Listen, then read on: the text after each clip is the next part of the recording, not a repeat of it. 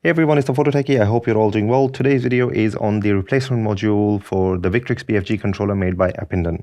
I paid 25 British pounds for the Alps module and 28 for the Hall Effect ones. They come in a nice little tin case with the necessary tool to replace the module. The replacement process is very simple. You take out 4 little screws, take off the thumbstick top of the original module, put it onto the replacement one, put it back in, put the screws back in and install it into the controller. We do have to recalibrate the module once we install it back in. The way you do that is you press this multifunction button and press the stick in and the LED will start flashing. At this point, you basically rotate the stick as slowly as possible. 3-4 times seems to be doing the trick. And you press it again. Now that whatever module you put in should be calibrated. This one I just installed is the Alps module. Let's quickly take a look at its results. So right now I have the original favor union module on the left stick because I only purchased the right replacement modules, and you will see that there is a bit of a difference when it comes to the output. So the left one is your standard module and the right one is the Alps one that I installed. Now it's basically a little bit of a smaller active area when we install the Alps module, because you will see those high error numbers. Basically the output is going a little bit farther than what the game will be basically taking as 100%. So our diagonals will reach a bit quicker than the standard modules. Nothing to worry about. It's just, circularity is just circularity. But one thing I have noticed that that built-in dead zone with these added modules feels a bit more worse basically. So there is a little bit of a dead zone in the controller. And if I just move the stick here, it takes a lot more movement to basically come out of that dead zone. And when I show you guys the result, you will see that what I mean, why this sort of feels a little bit worse.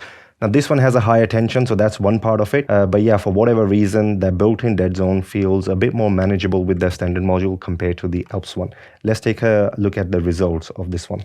So what I'm showing here is I had to push the stick with a motorized solution to basically get every increment number out as slowly as possible. So this one is the standard module, which comes pre-installed in the controller. So these are favor union modules, how they calibrated. And doing that slow push, unfortunately, I couldn't do the gamepad tester because gamepad tester, I think there is something with the tick rate or whatever that it wasn't showing all the values. I was missing a lot of values. So I had to rely on somebody else's help. And this is like a Python script that was able to get a lot more data. So using the standard modules, I got 922 zones altogether. And per zone value that I can see, if you look at the smallest value, is 0.085. So that's what they've used, 0.085. Now, if you basically calculate 0.085 to the 100%, it's going to be a lot more than 922 zones. But that's what I could get with the method that I was using, my motorized solution of pushing the stick. So everything is basically equal when it comes to pushing the stick, and we'll just see the output is a little bit different. I still think for that high resolution, very nice a linear output here for the standard modules. Now, when we come to the Alps mod, the ones that are the Epindon ones that we install, that per increment value changes. It goes from 0.085 to 0.094 and 0.095, you can say. And the zones are, altogether I got 735 zones with the Alps, but you can see the data, like when you are pushing it now, a lot, this could be because of the strength of the spring, because we are just pushing it and imagine it's pushing back. So that can impact these things. Even the motorized solution is going at a constant speed. Imagine the thing that I made is moving a little bit because of their strength. So that's why I had to do this again and again. And every time it was coming around like the 700 mark with the Alps sticks module. Now, I have, like I mentioned, I noticed that initial dead zone, like breaking the dead zone is a bit, you can see that here, the first value is a lot higher than if you look at the standard one. And even in game, I have actually felt this. I felt that that initial like quick flicking and stuff at times felt a bit odd. On the Alps one especially, much less noticeable on the Hall Effect one, but the Alps one definitely noticeable. And you can say that it reduced the resolution a little bit. Now it might be due to the active area on the stick itself, because if we judge them, it does feel a little bit smaller and stuff. I don't know what's going on, if Epindon is using their own algorithm for the output and things like that. But yeah, 700 something, so lower zones and a bit choppy experience when it comes to gaming. It could be useful if you are somebody who likes the really high tension, the initial breaking tension. I personally think it should be the other way around. The more tension should be like towards, like I want the initial movement to be nice and then sort of have a little bit tension. So I do end up using precision rings. But if you're someone who use Elite Series 2 controller with the highest tension on the stick, this potentially could be a good solution for you, and fairly high resolution one as well, but you might feel a bit choppy output. I'm going to install the Hall Effect modules and show you its results now. Right now I have the Hall Effect modules installed and I'm going to do the calibration. Now Epindon states that you have to do clockwise rotation and anti-clockwise rotation as well.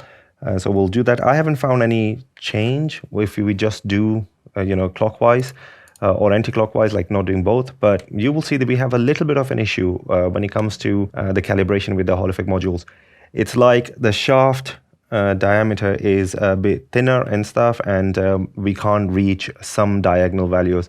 Now this is not that bad. You can actually reduce the in-game maximum dead zones and still use it this way because the 100% values do reach in the maximum sort of like the areas, the four corners. It's just the diagonals on certain parts are sort of like missing. But I was able to fix this by using a precision ring whilst doing the calibration. I'll show you guys that now. So I've installed a precision ring and I'm going to do the calibration again. And it's basically, it's going to stop this shaft hitting the edges everywhere. And this helped me make the calibration basically reach 100%, even out, you will see the circularity will change a lot with this one.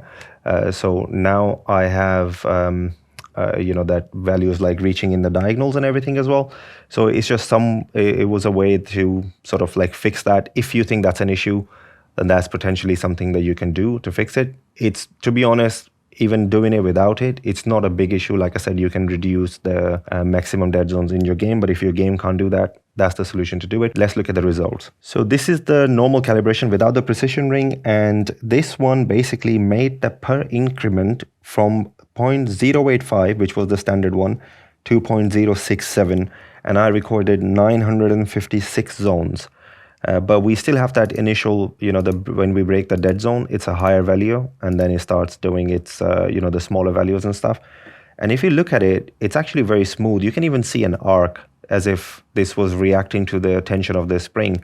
I would say this is like, way more linear than, definitely way more linear than the Alps one. But if you look at the standard module, it's sort of like, like that is a lot more smoother. And I'll quickly show you with the precision ring. So when I installed the precision ring, it changed the per increment from 0.067 to 0.073. So not 0.085 of the standard one. It's like sort of in the middle. And this one gave 903 zones with the same push, the linear push that I was doing. The other one gave 956. I'm sure there are a lot more zones, but it's just like how I'm capturing them. There is a limitation, is like how the stick's being pushed. But with everything keeping the same, the per increment value actually increases. And this one actually shows in game. This is very smooth to aim with, and it actually feels really nice to play once you get your settings right and stuff. And the controller performed well before as well. But I just think like this is a little bit more smoother, and you can definitely tell whilst in gameplay as well. So here I have a chart basically just showing all of them. You can see the blue line, that's the standard module, and the yellow one is with no precision ring installed, the Hall Effect module, so a lot more zones that I was able to capture. The green is the Alps, that's just like in a way lower zones than the other ones. But the orange one with the precision ring installed, that comes very close to it, and that was my experience as well. That's how I used it, and game time was actually pretty decent with this. And yeah, really, I think the Hall Effect modules are a really good option. I'm going to show you guys why I think these could be very useful. This is my Gambit, and this one has over 250 hours of game time. And Gambit is using Favor Union sticks, and Gambit is doing 0.085 as well. So this is just like what they are doing with their standard modules, and this is what happened to the sticks. They jitter all over the place once you start pushing them out. And I have a lot more fluctuations on my Gambit controller. It still performs really well. I can play with it like extremely well. And I love the controller, but this is potentially what you are looking at with the standard modules as they get older. My BFG, so this is my standard, it doesn't have, I would say it's about 60 hours of game time on it. And so that's why they are, really good at the moment. But potentially what I'm looking at is this. And For some of you, this could be a problem. For me, it's not. I think Gambit performs really well for me, even in this condition. The response time of that controller is absolutely amazing.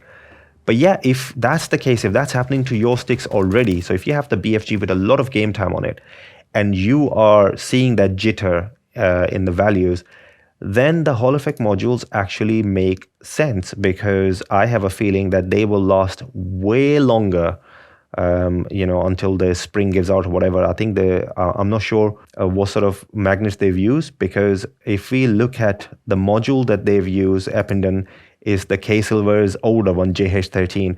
So it's this one, and when I look at it physically, it looks exactly like this. So I don't know what their sort of longevity is like. This is the first time I've used them, and potentially this could be a solution for an aging controller. Now, I would say the Alps module definitely was not the right choice for me. And I got some content out of it, but to be honest, personally, I did feel like I shouldn't have purchased that one.